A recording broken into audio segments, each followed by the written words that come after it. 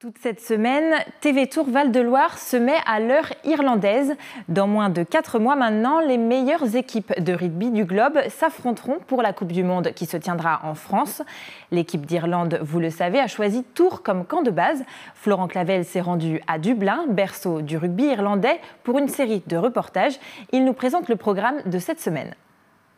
Bonjour, ou plutôt hello from Dublin. Vous voyez derrière moi l'Aviva Stadium avec ses 50 000 places. C'est le deuxième plus grand stade d'Irlande. Là, il est vide, mais attention, quand ça joue, ça donne une ambiance de feu. Celle, par exemple, du match entre le Leinster, la grande équipe d'Irlande, et son voisin du Munster. Rencontre que je vous ferai vivre. Extrait.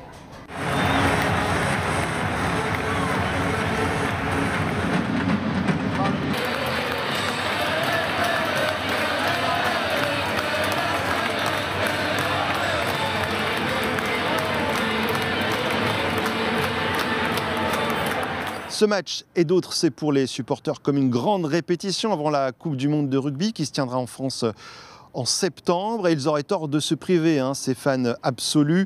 Leur équipe fait partie des favorites. C'est l'année ou jamais pour le 15 de trèfle. Et d'ailleurs, le manager général de l'équipe ne s'en cache pas, Michael Kearney, qui veut ramener la coupe à la maison. On respecte tout le monde et même si on n'a jamais dépassé les quarts de finale en Coupe du Monde,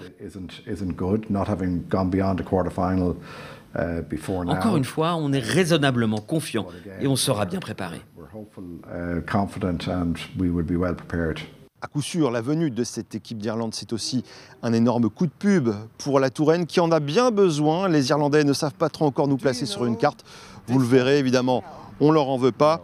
Comment peut-on transformer ces supporters en futurs touristes? Pour nous répondre, j'ai notamment rencontré monsieur l'ambassadeur de France, et oui, Vincent Guérand, qui espère aussi profiter de cet événement pour renforcer les liens économiques et culturels avec l'Irlande après le Brexit. Il y a une diplomatie du sport naturellement qui est plus dans la diplomatie d'une extension de la diplomatie culturelle.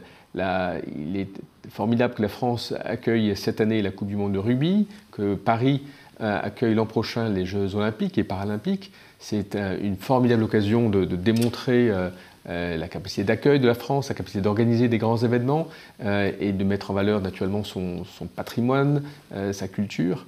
Je vous parlerai aussi de la success story d'un Tourangeau expatrié à Dublin.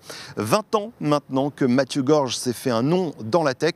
Et puis ne boudons pas notre plaisir, je vous proposerai un coup de projecteur sur les 20 Tourangeaux qui séduisent de plus en plus nos amis dublinois.